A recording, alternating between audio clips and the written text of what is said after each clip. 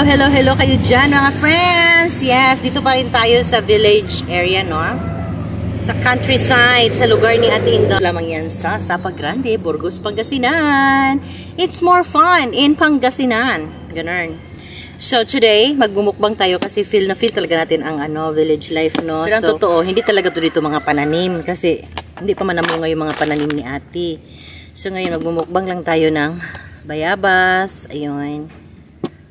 Parang wala kasi ako makitang bayabas na binibenta sa Baguio. Meron man siguro yung mga malalaki. Tapos, meron tayo dito ang bayabas. Meron tayo dito ang rambutan na parang nag-expired na siya. And of course, ang dragon fruit. So, mukbang lang ito mga kaibigan. So, ngayon si Ate Inday, hindi siya sumali sa akin. Busy pa siya doon sa loob na nakikimarites. Ayan, no? Nakikimarites lang si Ate doon. So, ayan po. Makain ba kayo nitong dragon fruit? So, hindi talaga ako fan ng dragon fruit. Pero gustong-gusto ko lang yung kulay niya. Anyway, nakalimutan ko na ang lasa nito, my friend. So, kailangan lang natin hiwa-hiwain. Kunti lang kainin ko nito. Sure. Magkano dragon fruit din sa inyo? Dito kay 150 isang kilo. Ay, 3 piraso, 50 pesos isa.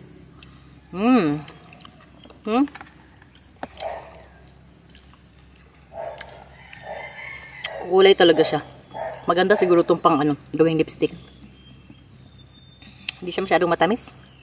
Maganda lang yung kulay pero hindi matamis.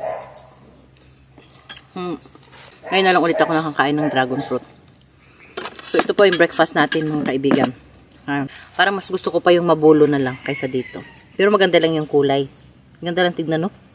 Pero hindi siya masarap. I mean, masarap naman. Hindi lang matamis.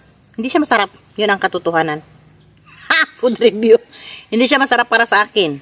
Kasi alangan naman ang masarap, matamis lang. Pero, you know, yung texture niya okay lang naman. Para lang siyang cucumber na pinaghalo sa cucumber na mayroong watermelon. Charot. Linis pa siya. And of course, ang rambutan.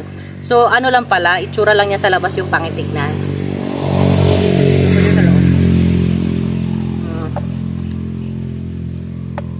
Kaya, sarap ng araw ngayon.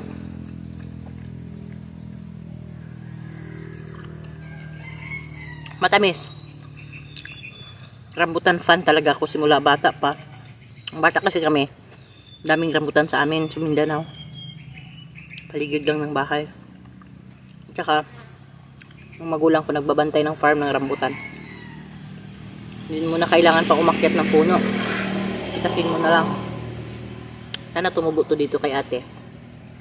Hanggang ngayon, paborito ko pa rin talaga ang rambutan. So, food review po ito ng mga prutas na dito sa probinsya. Tapos, itong bayabas na ito, may tanim naman dyan na bayabas na wild guava. Maliliit. Kasi ito nakita namin to sa palengke. 40 pesos isang kilo. Matagal na akong hindi nakakain ng bayabas. Bilhin nga natin yun. Malambot.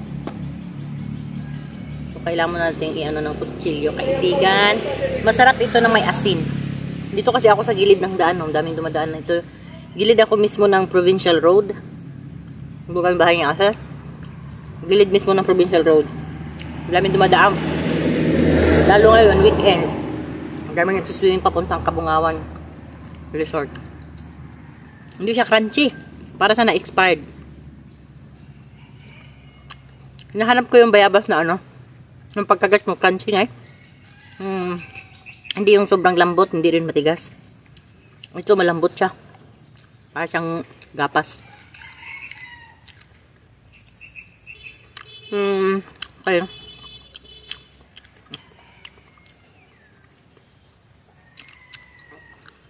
Grabe. Hindi na ako nakakain ng apple guava. Guava apple? Apple guava. Ano ba nauna? Guava apple? Apple guava.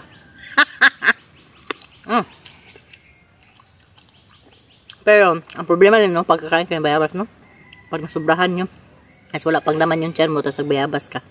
Grabe kasi ang acidity nito. Magsuka ka after ba, nasusuka ka na ganun. Yun lang yung ayaw kong feeding sa bayabas. Anyway, okay naman siya, malambot. Kaso gusto ko nga yung crunchy.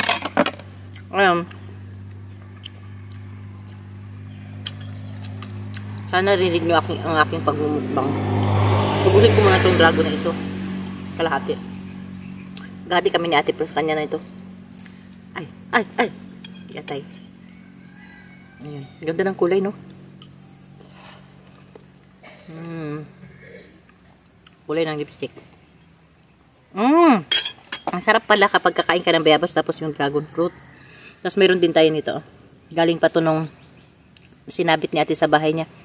Malapit na ma-expired kasi mag-New Year na, papasko na. Sabi ko, kainin ko na yan. O, di ba buhay pa rin? Charot. Ayun ang ubas. Perfect ng ating ano. Tamis. Kaso, grabing mabuto. Yung mga buto, ilagay natin sa gilid-gilid kasi malay mo tumubo. Ganda kasi ng lupa natin dito eh. Kulay black. Kulay itim. Kain tayo mga kaibigan. Oras natin ngayon ay 8:50 in the morning, Philippine time.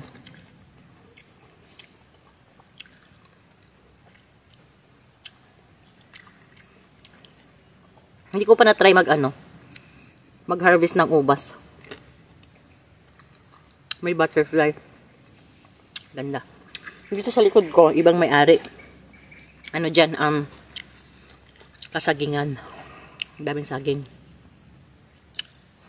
May malaking bahay sa gitna.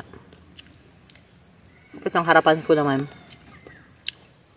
mga wild bamboo. Ganito lang dito kay ate.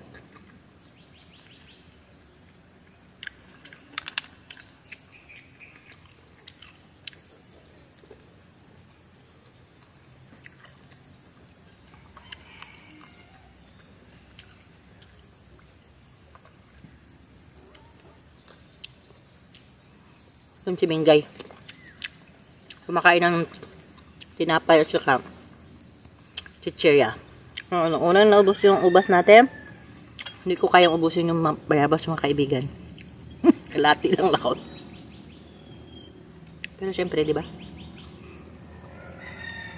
Putas yan kaya ganda sa katawan. Kumpara naman sa chichirya, no? Perfect ang breakfast natin ngayong araw. Gusto kong maging frutarian. Yung prutas lang talaga nakakainin, wala lang iba. Pero feeling ko hindi ko kakayanin. Bakit? Hindi ko kakayanin na mandiri akong kumain ng prutas everyday na nakakasuka, no. Hindi ko kakayanin ng presyo. Buti maging frutarian kapag nasa probinsya ka. Lalong-lalo na sa Mindanao, no. Ang ganda kasi ng lupain ng Mindanao talaga. At saka napakaraming prutas na pwede mong makita sa paligid mo lang. Alam mo yun? Kung papipiliin talaga ako ng lugar ng farming, hindi naman sa pagano kasi yun lang din naman no, ang ano ko lang, base lang naman din sa aking experience. Mas maganda pa rin talaga sa Mindanao. Napakaganda ng ang lawak ng lupain, napakaganda ng lugar. Sa mga hindi pa nakakarating doon, napakaganda ng Mindanao mga kaibigan. Pero syempre, maganda pala Mindanao, bakit nandiyan ka sa Luzon? Dito na kasi ako nagsettle. Kasi nung mga panahon na yun, bata pa ako nung umalis ako sa amin.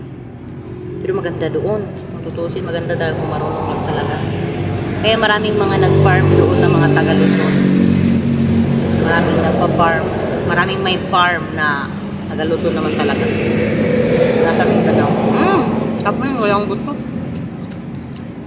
Yung may-ari nung rambutan farm ng mga bata pa kami. Binabantay ng parents ko. Si Acosta. Hindi ko alam kung malilahing Ilocano. Congressman Acosta dyan sa Manolo Fortis Bukid nun. Mga panahon na yun. Ayun, mga anak naman nila. Nasa political, pa rin, dynasty. Charot. Anyway, kaya kong umubos ng rambutan ng kahit ilan pa. Ha! Huwag ng bayabas. Bayabas siguro lang.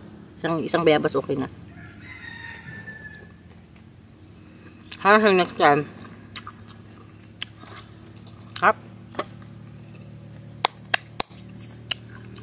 satisfied. Kaya sa lisan pagpunta natin dito, may mga bunga na yung mga mangga ni ate, no? May siyang mangga, may abana, may atis, papaya, yung saging.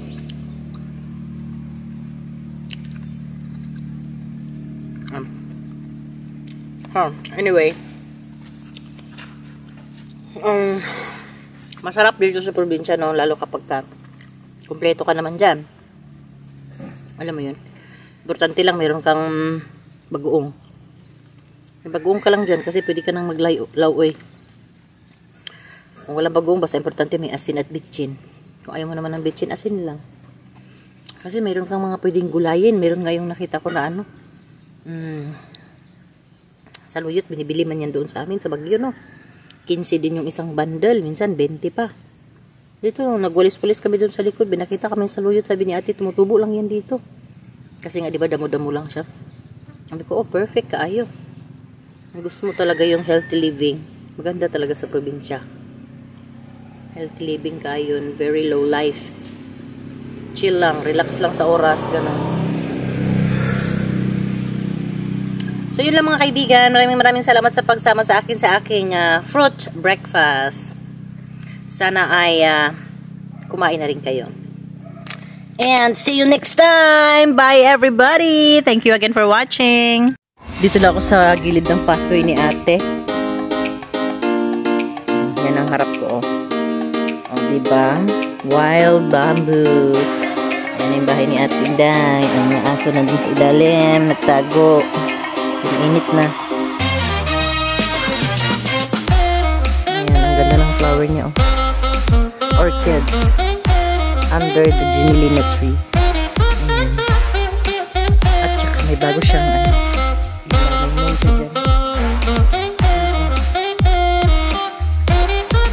mga kaibigan, no, dito sa probinsya talaga maaga ka talagang magising. Maaga kang magising kasi pagdating ng tanghali na, parang nasampal tayo. Mainit na. Pagdating ng alas 7 pa lang, mainit na. Kaya pala ganyan yung mga taga-probinsya. Ang aga nilang magising kasi nagkuri-kuri na sila, no? Meron na sila mga ginagawa. Gawa na nila yung mga kailangan nilang gawin. Para pagdating ng mga 9, tapos na sila sa mga ginagawa nila. Or 10, kasi masyado nang mainit yun. Kailangan nilang magsilong, sumilong. Otherwise, masunog sila sa kainit. So, yun lang. Kahit nandito tayo sa probinsya, mag-lipstick pa rin tayo kasi baka ma-expire ang lipstick natin. Ayan, ma-appreciate lang tayo ng mga ibon, ng ating mga alagang hayop. Thank you again for watching. See you next time. Bye-bye!